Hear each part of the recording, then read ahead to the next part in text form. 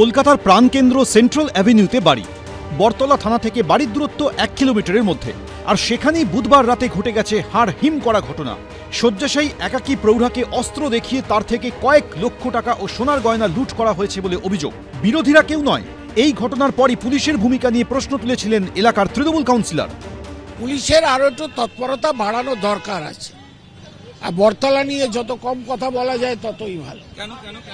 না সেরকম ব্যাপার বলছি কি, আমি ওদের উপস্থিতিটা সর্বত্র পাই।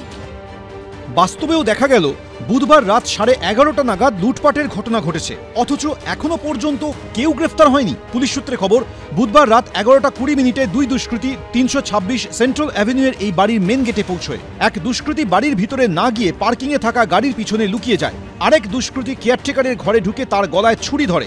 বাড়ির সদর দরজা খোলার ব্যবস্থা করতে বলা হয়। এরপর কেয়ারটেকার নিজের মোবাইল ফোন থেকে ওপরে থাকা পরিচারিকাকে ফোন করেন, বলেন জল খাবেন, পানীয় জল নেওয়ার জন্য যেন দরজা খুলে দেওয়া হয়। পরিচারিকা জানান তিনি ওষুধ খেয়ে শুয়ে পড়েছেন, কিন্তু কেয়ারটেকার বারবার আর্জি জানানোয় শেষ পর্যন্ত রিমোট কন্ট্রোলের সাহায্যে দরজা খুলে দেন তিনি। পুলিশ সূত্রে দাবি, তখনই কেয়ারটেকারের সঙ্গে সশস্ত্র দুষ্কৃতী বাড়ির ভিতরে ঢুকে পড়ে। কেয়ারটেকার যাতে আর কাউকে ফোন করতে না পারে তার জন্য তার মোবাইল ফোন নিজের হেফাজতে নিয়ে নেয় দুষ্কৃতী। দোতলায় গিয়ে কেয়ারটেকার দুষ্কৃতীর ভয়ে খাটের নিচে লুকিয়ে পড়েন।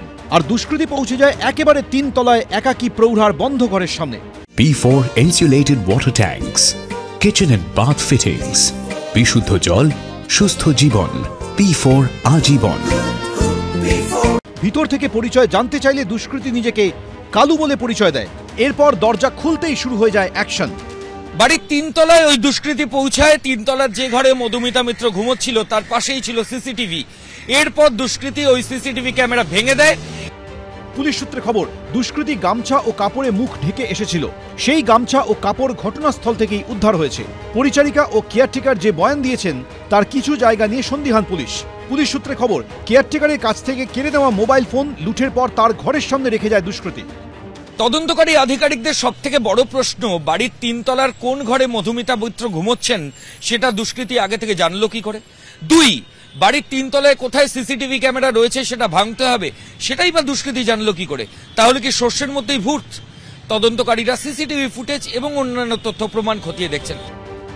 গোড়া থেকেই পুলিশের অনুমান ঘটনার সঙ্গে পরিচিত কেউ বা কারা জড়িত। তাহলে দুষ্কৃতীর ভয়ে একজন কেয়ারটেকার 1.5 ঘন্টা খাটের নিচে লুকিয়ে রইলেন কেন? এই তথ্য ভাবাচ্ছে গোয়েন্দাদের। সেন্ট্রাল অ্যাভিনিউয়ের অভিজাত বাড়িতে লুটপাটের ঘটনায় এখনো কেউ গ্রেফতার না হওয়ায় রাজনৈতিক তরজা আরও তীব্র হয়েছে। সত্য কথা কাউন্সিলর বলেছে, তো অন্যায় কিছু বলেনি। আমরা তো স্বাগত জানিয়েছি এর বক্তব্যকে। সত্যবাদিতাই হচ্ছে একটা মানুষের প্রকৃত ধর্ম, সেটি সে পালন করেছে। সেন্ট্রাল অ্যাভিনিউ ধর্মতলা চত্বর পর্যন্ত তার কি অবস্থা আছে রাত্রিবেলা সেটা প্রত্যেকেরই জানা। পুলিশের নিয়ন্ত্রণের বাইরে। স্থানীয় অন্য সমস্যা, পুলিশ আর কাউন্সিলর নিজেদের মধ্যে কথা বললেই যে বিষয়টা অনেকটা স্পষ্ট হয়ে যায়। ফলে এখানে দল বা রাজনীতিক কথা বলার কোনো অবকাশ নেই। সব মিলিয়ে সেন্ট্রাল অ্যাভিনিউয়ে বাড়িতে লুটপাটের ঘটনায় রহস্য ক্রমশ ঘনীভূত হচ্ছে। ময়ূর ঠাকুর চক্রবর্তী, অনির্বাণ বিশ্বাস, অরিত্রী ভট্টাচার্য, এবিপি আনন্দ।